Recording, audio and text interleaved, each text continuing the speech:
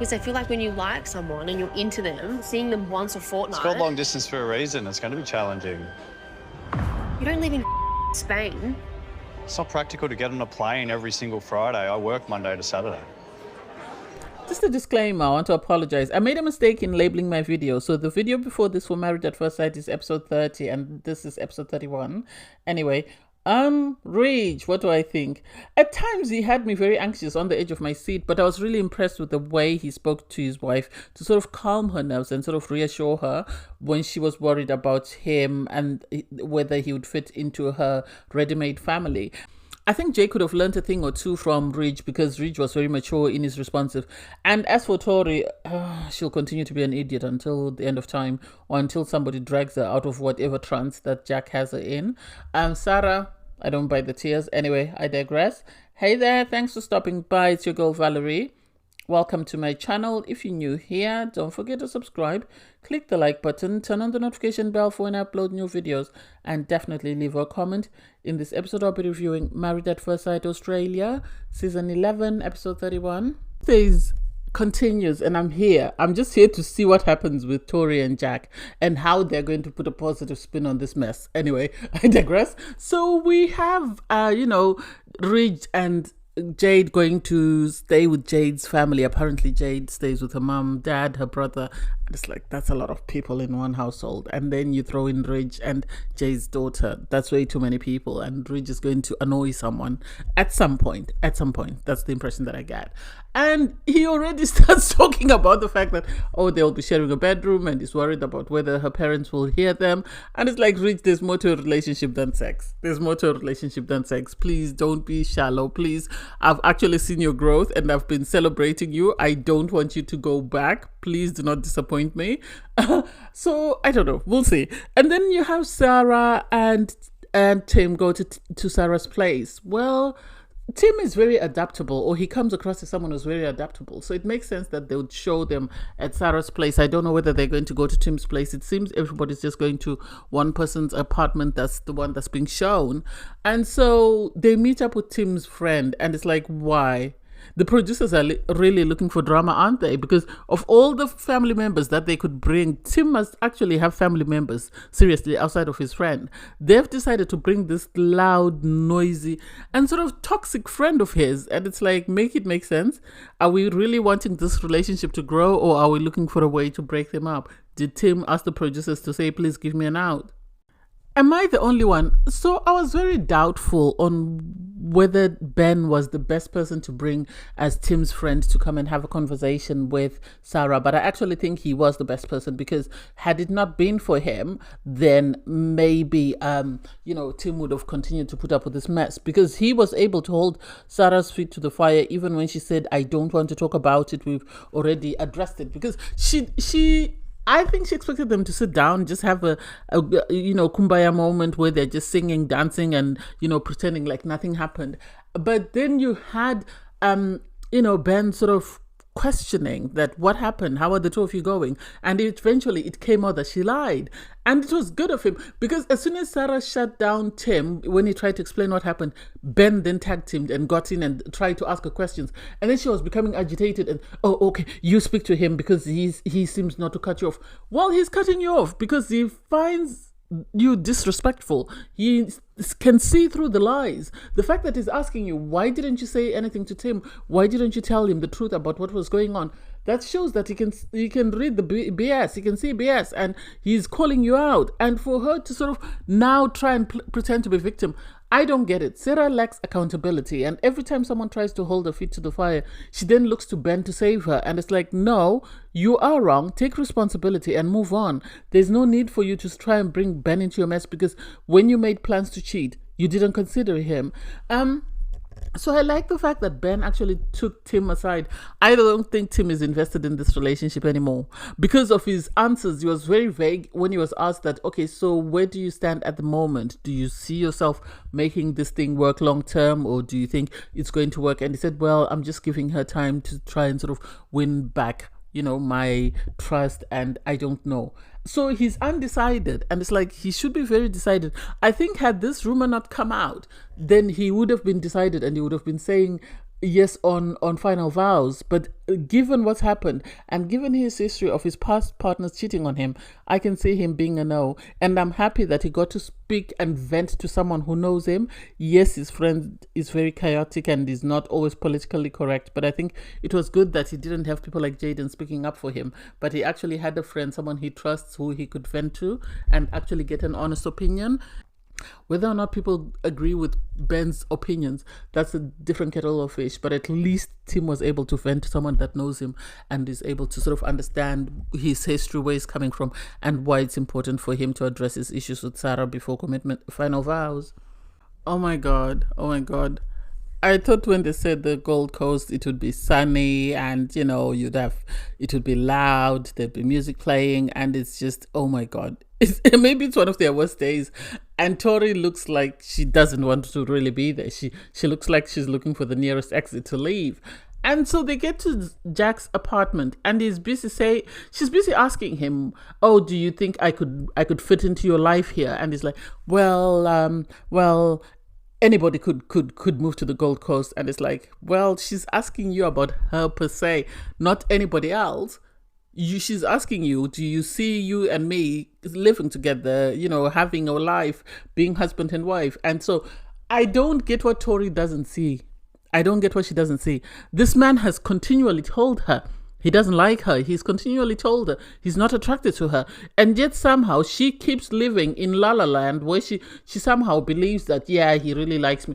He hasn't done anything to show he likes you. He hasn't said anything to show he likes you. So where do you get the idea that he likes you? Make it clear for the rest of us, because we're all very confused. The rest of the class is confused. We don't understand why you continue to put up with this man, why you've continued to stay. Is it because you realized that your marriage wasn't working, so you've decided to stay for financial gain? Make it make sense, because the math ain't mathing. Personally, I don't get why Tim continues to try to want answers from Sarah that he knows he's never going to get. Jaden, as much as I don't agree with him, told him the truth when he said, Sarah knows that there's been damage to her character, so she's trying to stay on the show to sort of revamp her character. She's not staying because she loves you or she's apologetic. She's staying to sort of, get rid of the negative image or negative storyline that's been told about her. Otherwise, had it not come out, she would have left. And so for him to sit down with her and say, what do you think was the most challenging? What did he expect? What did you expect? Did you expect her to say, when Jaden and Eden revealed to you that I cheated? No, she was never going to own up to that. She was never going to say that. So the idea that he would be upset with it after he's allowed her to sort of get away with it doesn't make sense, because she's managed to get away with it. He hasn't held her feet to the fire. He's continued to say, I wanted, to make it up to me. And it's like, she'll never make it up to you enough, because there will always be doubt. Next time she says she's going to meet up with old friends, next time she doesn't come home, next time she's late coming home, next time there's a message that you don't understand, you're always going to assume she's cheating. So the idea that you think that's her sort of making up to you would be able to erase that doesn't make sense. And for her to say, the most challenging thing was letting you in, and it's like, Sarah, please, I'd sit down somewhere. Sit down and keep quiet. If you don't have anything nice to say, keep quiet, because you should have taken responsibility. The most challenging and stressful situation for me has been, Aiden and Jaden revealing that I went out on a date with my ex, and me sort of struggling to know how or whether you would be able to forgive me and how I would be able to make it up to you. That's what she should have said. That's what he wanted to hear. But the fact that she didn't tell him what he wanted to hear, and then he kept quiet, knowing that she hasn't told him what he wanted to hear, doesn't make sense to me. I don't know why Tim is so non-confrontational, that he's avoiding every single thing, that's being said, or every single thing that will sort of antagonize Sarah. And it's like, no, at times you have to put yourself first, especially in a situation where someone has betrayed your trust. Then put yourself first. And she has to realize that, yes, as much as she's putting in the effort to try and win you back, she hasn't done enough. So she actually needs to do more. That's my opinion. But I don't get why I'm still trying to understand. I'm just as confused as the rest of the class as to why he's, putting up with that and not even making any efforts to sort of hold her accountable, or not sort of setting boundaries and guidelines of what he expects from this relationship. That's what he should have said, in my opinion. I feel like he should have, before he took her back or before he decided to give her a second chance, he should have told her what was acceptable and what was not acceptable. And he should have, told her how, well, not to give her a manual of how to win him back, but set expectations for their relationship, and then she would have had to take it from there. And one of those should have been, we need to address this issue until I fully feel like we've resolved it. Yes, we're not going to speak about it just for the sake of it, but I have questions and I don't want you shutting me down just because you've had enough of talking about it. You were wrong. I need to gain an understanding of the whole situation. So sadly, I will ask until I get the answers I need or until I'm satisfied. Ridge is going to kill me. Ridge is going to kill me because he makes me have these panic attacks. So I become very anxious and I'm sort of biting my nails when he starts talking. The fact that he started going D's and stuff, I was uncomfortable because I was worried that he was going to say something inappropriate. And it's like, just be on your best behavior just to impress her parents, because they put on a barbecue for him, If you're from Africa, from the South, you know what a barbecue is.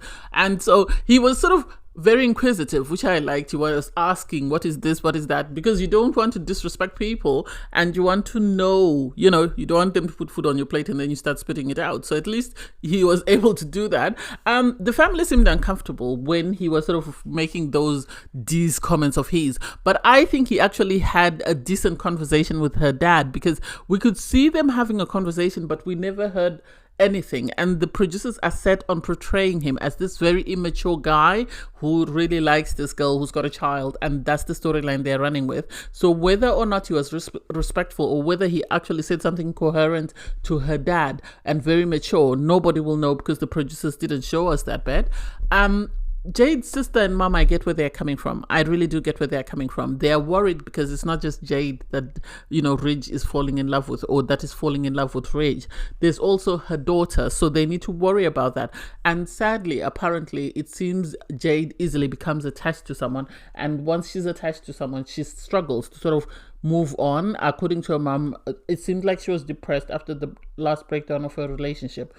So their concern is, if Ridge is not serious about her, he needs to let her know, because if he doesn't, she's going to become attached and then they're going to have to pick up the pieces again. They did ask him, who's moving closer to whom, because at the end of the day, someone has to move. And he sort of agreed that because she's got a daughter, it makes sense that he move. And it does make sense, because if they need help with child minding and stuff, if Jade has to move, then Jade and Victoria are in an unfamiliar environment. Yes, they might have Ridge's family, but her daughter might struggle quite a lot. So it makes sense for Ridge to move, because then the daughter can stay in the same school. She has her same network of carers or caregivers, her aunts, her uncle, her grandma and granddad. So that does make sense. I get where the mother was also coming from when she said, make sure you have actually a serious conversation with him and make sure that he's definitely moving and he's not just saying it just for the sake of it. I think Jade and Ridge have been a revelation in this experiment. I didn't expect them to work. I expected Jade to sort of be fed up of Ridge's immaturity, but somehow he's managed to impress her. And he's also managed to impress her family, which is good. So I don't know. We'll see how it plays out, but he seems to be doing well. I wish we had heard exactly what he was discussing with Jade's dad. Then we could have got to get a bigger picture. But hey, it is what it is. What do? We work with what we have. To say it's sad is an understatement. So you have Jack take Tori to the gym and sort of have her work out with someone because he wants to show her his world. I think he's looking for more clients. And so this is why he's done that. Why has he not taken her to meet his family? Why would he take her to his workplace? Make that make sense? I think he's just looking for clients and trying to sort of advertise himself as a personal trainer. That's all I'm going to say. So they then go out for a meal with Jack's two female friends. Well, they're not friends per se, they're his clients. And it's like, does this man not have a family? Does this man not have friends? At his wedding, you had his clients. Now at homestays, you have his clients. Where is his family? Where are his friends? Who else does he socialize with? Is he playing you? Why is he not letting you into his personal life? He's just keeping you on the outskirts. Make that make sense? And so for the friend, the hypocrisy is shocking. It's shocking. The fact that she has the audacity to say that, oh, why are you, do you have only male friends? They've just said Jack has got only female friends. So because Tori has said she's got male friends, now she's a prostitute. She's busy sleeping around with her friends. Yet Jack is okay to be friends with females. Make that make sense? Make that make sense? I would have said to the friend, as soon as she said that, I don't get why you're only friends with mainly boys, out of ask the same question. How come Jack is only friends with mainly females? I am yet to meet his male friends. Make that make sense? So does that mean you are sleeping with Jack as well? If you think just because I have guy friends, I'm sleeping with my guy friends. So the same can apply to, you girls and Jack. And yet she didn't say anything. And she's, oh, I'm an alpha, I'm this. No, love, you're not. No, you're not. The fact that this guy is sitting there and watching you be disrespected and is not standing up for you should be enough to tell you that maybe he's not it, maybe he's not the guy for you. And for you to continue to sit there and face the humiliation of constantly being told, negative things about this man, and you keep sitting there and you keep smiling and you keep talking about, well, I wanted him to know that I'm an alpha. No one would talk about me like this in Melbourne. And it's like, oh, please keep quiet. Please keep quiet. Because you're sitting there and someone is disrespecting you, and your partner that's supposed to be protecting you is sitting there and is busy picking through the chips instead of saying to his friends, that's enough. You will respect my partner. If not, then we're leaving. He didn't say anything. He actually had a smirk on his face as though he was encouraging it, and he really loved the fact that they were holding her feet to the fire. Maybe he was trying to get his friends to sort of discourage her.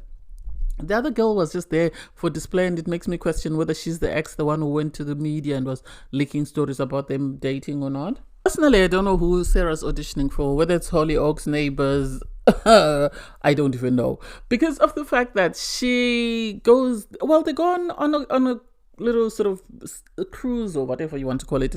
They go on a boat, and so they're having a picnic, and then obviously Tim is still very upset, especially after speaking to his friend. He feels he needs to address certain situations, and I think with the producer's prompting, he's decided to hold Sarah's feet to the fire. And Sarah knows he's an amazing guy. She knows he's an amazing guy, and she knows he doesn't like to see her cry. So she brought on the waterworks, in my opinion, because she tried to stop him from talking about it, and when he wouldn't stop, she then started crying, and he stopped immediately. And it's like, seriously, how are you manipulating this man, and how is he allowing you to manipulate him like that on national TV? Make that make sense? I don't like it. I think, I know Sarah is not the woman for, sadly, she's not the woman for Tim. I think Tim is too good for her. She has already complained that he's too good. She wants someone who's able to stand up and defend her, and he's never, ever going to be that guy. So I feel like she's not the girl for him. I don't know why they continue to waste our time, whether it's the producers who want him to stay on the show until the very end, or whether it's just Sarah trying to sort of rebuild her image because of the cheating scandal. And for me, I don't understand why he's agreed to move on when he knows he still has questions and he still has concerns. I think he should have consoled her when she was crying, but he should have told her, I still have issues. Yes, they were talking, oh, I know you still have concerns. Yes, he has concerns. Allow the man to speak. Allow the man to address his concerns. Whether or not it makes you comfortable is a totally different story, but you need to allow him to express his opinion, because he is the one you betrayed with your cheating. And so you can't be the cheater and then start crying because the person you cheated on is trying to hold your feet to the fire. You have to, take responsibility for your actions, and you have to be apologetic and show that I have tried, I have shown. What have you shown him that you're willing to do the work? We are still yet to hear an apology. So make that make sense? I don't get it, and I don't get why he continues to allow her to walk all over him, because all the girls are watching. His next girl, if he doesn't learn anything from Sarah, is going to walk all over him again. He's already complained that his previous partner manipulated him and walked all over him. And it's like, when are you going to learn and set boundaries with people and say enough is enough? When? This season of Married at First Sight Australia has been a revelation for myself. It has been a teachable moment in the sense that I've learned that never judge a book by its cover. Yes, I did know it, but I really didn't like Lucinda and I really didn't like Ridge at the start. And to see them grow on me and to see the other side, has been a revelation for me. It has been a revelation because Ridge arranges a date with Jade. I think he wanted to be away from the family and just have a sit down moment and sort of reassure her that he's all in. And this is why at the start I questioned that, is this not just a persona that he puts on? Because he has this confessional where he talks about being a psych nurse and how you have to really grow up. Psych is not for everyone. You can ask people in the healthcare profession, it's not for everyone. You have to be made of strong stuff to work in it. And I know I'm not made of that kind of stuff to work in psych. I don't think, I would be able to deal with that. So for him, when he came out in his swim trunks, I was like, oh my God, Ridge, what are you doing? But then for him to actually change into something so mature after cooking was amazing. They sat down, and because her mum had told her that you need to have an open and honest conversation with Ridge and see where he stands, see whether he's prepared to walk into your life and be a stepdad, because she's got a daughter, and at the end of the day, her daughter takes priority over everything else. And he's already confirmed that he grew up with a half sister, so he saw his dad raise his half sister and how that went along, and so he is open to that idea of marrying someone who's got their own child. And I think at first Jade was very unsure. She was unsure because yes, he does come across as immature, but I think he sort of compartmentalizes his life. Sorry, I try. So he's managed to sort of compartmentalize his work life and then his personal life, like his relationships and stuff, and then his social life with his friends. And so because we only get to see small fractions of each bit of his life, we don't get to see the full picture. So for him to sit her down and tell her, I really like you, I have strong feelings for you, and I'm willing to do anything and everything in order for it to work, because I don't want to turn around one day and realize that I lost a good thing. Which it's a pity that someone like Timothy didn't realize this about Lucinda, although he did say it, but he didn't put the action behind the words. So I'm happy that he was able to reassure her. And I think at times when he's having serious conversations, he sort of, that's when you see his maturity, in the sense that he sort of reverts back into the psych nurse and he's sort of listening to what the other person is saying and actually processing it before he comes up with a response. The fact that he said, I don't want anyone to be upset because of me, that tells you that he wouldn't be putting on an act to be in this marriage just because he wants to be on TV, because at the end of the day, that goes against what he believes in, which is, don't be the reason that someone is on medication because they're depressed or whatever else is going on with them. Don't be the reason behind someone, suffering from mental health problems because you were just trying to have a good time. So I am happy about that, and I really love that for them, and I hope they actually make it work, because he seemed to reassure her and he seemed to comfort her, and the way he's so caring and empathetic and loving towards Jade, it's a sight to see. It's something that I never expected, and it's something that's amazing to watch. Am I the only one with secondhand embarrassment when it comes to Tori? Please tell me, am I the only one with secondhand embarrassment? Because they sit down with Jack, she's had his friends disrespect her all day, and then they sit down and she starts talking to him. So what happens when we leave the experiment? Are we moving in immediately, or are you open to long distance? If it's long distance, how are we going to sort of be seeing each other? Is it going to be me coming to you for 1 week, or one weekend, you coming the next weekend? And you could tell he didn't have any responses. He didn't have any answers for her. This is why he decided to get her the little gift. And for the way he keeps manipulating her on national TV, the fact that he branded her with the tattoo and now he's given her a chain and she's so giddy about that little chain, and it's like, he hasn't answered your question about the two of you seeing each other after the experiment.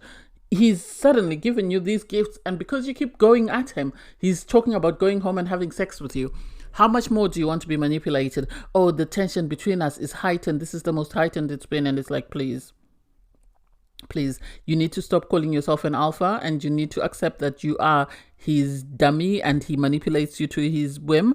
Because at the end of the day, he didn't give you the answers that you wanted. Instead, he's managed to sort of pacify you by giving you a gift, and then pacify you with the promise of having sex when you get back to his apartment. What about you coming to his home turf has made him feel so comfortable enough to have sex with you, and yet he wasn't when you were, at the Sky Tower make it make sense? Yes, one could say maybe she thought, he should fit into his life, but we haven't even seen her with his family. She talked about the fact that when she comes, she'll be all alone except for him and his network.